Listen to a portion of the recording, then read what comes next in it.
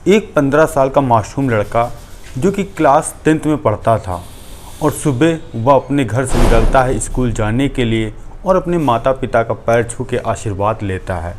अब उसके छुट्टी के समय 2 बज चुका था और उसके आने का समय हो चुका था और जो उसके माता पिता घर आने का इंतज़ार अपने बेटे का कर रहे थे और धीरे धीरे समय ढलता है। समय ढलने के साथ साथ रात हो जाती है और उनका बेटा अभी तक घर नहीं पहुंचता है। जो माता पिता अपने बेटा का ढूंढने का प्रयास करते हैं और थक हार कर जब कहीं नहीं मिलता है तो दूसरे दिन जाकर अपने बेटे की गुमशुदगी की रिपोर्ट दर्ज कराते हैं। और जब समय धीरे धीरे बीतता है, 10 दिन के बाद उन्हीं 15 साल के बेटे की लाश मिलती है एक सरकारी स्कूल के सेफ्टी टैंक से। और जब पुलिस इस पूरे घटनाक्रम का खुलासा करती है और जब जांच पड़ताल करती है तो पुलिस उसी युवक के जब कमरे में पहुंचती है और एक वहां पर उन पुलिस वालों को किताब मिलती है। किताब देखकर पुलिस वाले के होश उड़ गए थे, क्योंकि उस किताब में कुछ अश्लील ऐसी बातें लिखी थी और कुछ अश्लील फोटो थे जिसको पढ़कर देखकर कोई भी उत्तेजित हो सकता था और कोई भी संबंध बनाने पे मजबूर हो सकता था। और जब पुलिस इस बात का पता लगाती है या किताब कहाँ से ली गई है तो उसमें पता लिखा था श्याम बुक डिपो। और जब पुलिस वाले उस श्याम बुक डिपो जाते हैं तभी जो उस किताब का मालिक था वह कहता है कि यह लड़का एक दिन किताब ले गया था और जब वापस करने आया तो इसके अंदर एक लेटर था और मैं सोच रहा था यह दोबारा जब किताब वापस करने आएगा तो मैं वह लेटर दूंगा। अब जैसे ही पुलिस वाले वह लेटर को देखते हैं वह हैरान और परेशान हो जाते हैं। उस लेटर में लिखा था कि तुम्हारे अंकल को अब शक हो गया है और तुम कुछ दिन तक शांत हो जाओ और यह किताब लेकर अब मत आना। जब मामला ठंडा हो जाएगा और तब फिर तुम मेरे पास आना और बेटा पिंटू तुम अपना बहुत बहुत ख्याल रखना। और तभी पुलिस वाले कहते हैं कि उस लड़के का कत्ल हो गया है और उसकी डेड बॉडी मिली है। अब पुलिस वाले जब उस लेटर के माध्यम से उस आरोपियों तक पहुंचते हैं और जब एक कहानी निकलकर सामने आती है तो पता चलता है अवैध संबंध के कारण एक माँ की उम्र की जैसे संबंध बनाने में एक 15 साल के बेटे की चली गई जाना। आखिर क्या हुआ था इन दोनों के बीच, आइए हम पूरा मामला आपको बताते हैं। आप सभी को नमस्कार, मेरा नाम रवि है। मैं आशा उम्मीद करता हूँ आप लोग बहुत अच्छे होंगे। अगर आप हमारे चैनल पर नए हों सब्सक्राइब बेल आइकन जरूर दबाएं। ये सच्ची घटना चालू होती है उत्तर प्रदेश का ज़िला है रायबरेली और उसी के अंतर्गत एक थाना आता है लालगंज। और मैं बात कर रहा हूँ 14 जुलाई 1999, जो कि एक वहीं लालगंज में परिवार रहता था। परिवार के जो मुखिया थे जिनका नाम था वीरेंद्र त्रिपाठी और एक उनकी पत्नी और एक 15 साल का लड़का जो कि क्लास 10 में पढ़ता था। 14 जुलाई की सुबह वह पिंटू अपने माता पिता के पैर छूता है और स्कूल के लिए निकलता है और रोज़ की तरह वह 2 बजे घर वापस आ जाता था। तो माँ पिता अपने बेटे का इंतज़ार कर रहे थे और अभी पिंटू घर नहीं पहुँचा था। उन्होंने सोचा क्यों ना अपने दोस्तों के पास वह खेल रहा हो या उनसे मुलाकात करने के लिए घर गया हो, थोड़ा समय बाद वह आ जाएगा। मगर देखते देखते रात के 9 बज जाते हैं। अब पिता और माता गांव में सभी बच्चों से पता करते हैं कि आखिर उनका पिंटू किसी के घर में बैठा बात तो नहीं कर रहा, मगर सब जगह उसको असफलता प्राप्त होती है। और जो वीरेंद्र त्रिपाठी रात में ही लालगंज पुलिस थाने जाते हैं और अपने बेटे की गुमशुदगी की रिपोर्ट दर्ज कराते हैं। तभी पुलिस के जो अफसर थे वह कहते हैं रात भर इंतज़ार कर लीजिए, जब आपका बेटा ना आए तो सुबह हम उसकी FIR दर्ज कर लेंगे। अब वीरेंद्र त्रिपाठी जिनका बेटा अभी तक नहीं आया था वह अपने घर में कैसे चले जाएं। तभी गांव वालों की मदद से वह रात भर आसपास के जो गांवों में पता करते हैं। थक हार कर जब कहीं कोई पता नहीं चलता है और धीरे धीरे सुबह 15 जुलाई आ जाती है तभी वह थाने पहुंचते हैं और अपने बेटे की गुमशुदगी की रिपोर्ट दर्ज कराते हैं। इसके साथ साथ अब 2 से 3 दिन बीत चुके थे और पिंटू का कोई पता ठिकाना नहीं लग रहा था।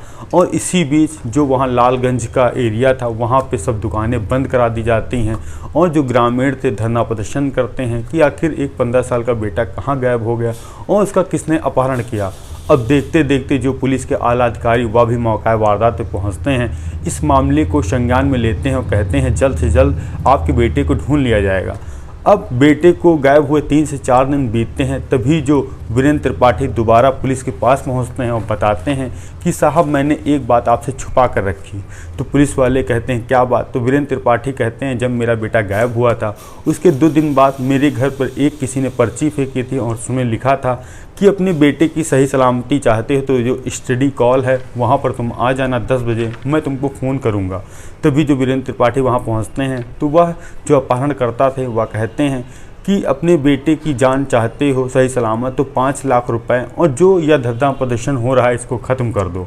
अब पुलिस वाले इस मामले को और अपहरण की तरह खंगालते हैं और पता लगाने की कोशिश करते हैं कि ऐसा शख्स कौन है, मगर पुलिस को कहीं सफलता नहीं मिलती है। अब धीरे धीरे 20 से 22 तारीख बीत चुकी थी और पिंटू का कोई पता ठिकाना नहीं था और जो धरना प्रदर्शन वो बढ़ते जा रहा था। पुलिस वाले कहते हैं 3 दिन का हमें समय और दीजिए, मैं आपके बेटे को खंगाल लाऊंगा, ढूंढ लाऊंगा। अब आ चुकी थी 24 जुलाई 2024 और पहाड़पुर का एक सरकारी स्कूल था जहां पर बच्चे सुबह के समय प्रेयर कर रहे थे। तभी वहां के जो अध्यापक थे उनको कहीं बदबू आने की आशंका होती है तो वह बच्चों से कहते हैं आज नहा कर स्कूल कौन नहीं आया? तो सभी बच्चे हाथ खड़ा करते हैं, कहते हैं सर हम नहा के आए। कुछ बच्चे ऐसे होते हैं कहते हैं सर हम नहा के नहीं आए हैं। और दूसरे दिन जब फिर बदबू आती है तो शिक्षक गुस्साते हैं, कहते हैं आज कौन कौन नहा के नहीं आए? तो सभी बच्चे कहते हैं सब लोग नहा कर आए हैं। और जो शिक्षक थे तभी एक बच्चे को भेजते हैं जो वहीं के गांव का प्रधान था, उस प्रधान को बुलाने के लिए।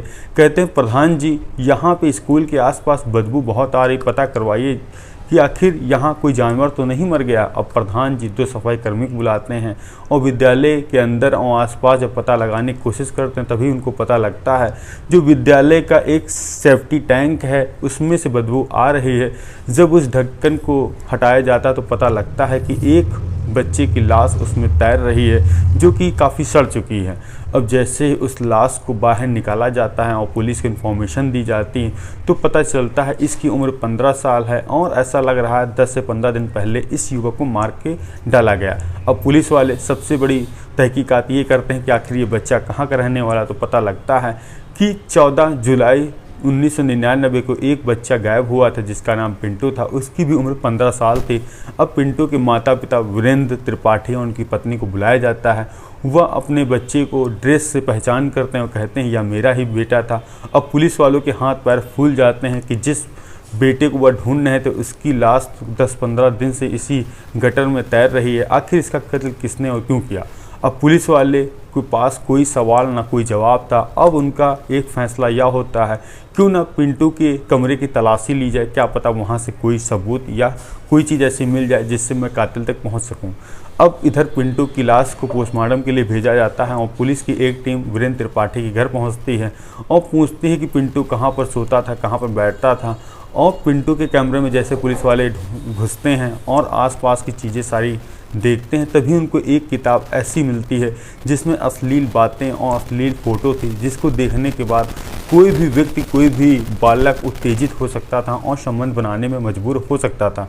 अब पुलिस वाले उस किताब का पन्ना पलटते हैं और पलटते पलटते उनको लास्ट के पन्ने में एक नाम लिखा मिलता है जो नाम था श्याम बुक डिपो, जो कि लालगंज में स्थित थी।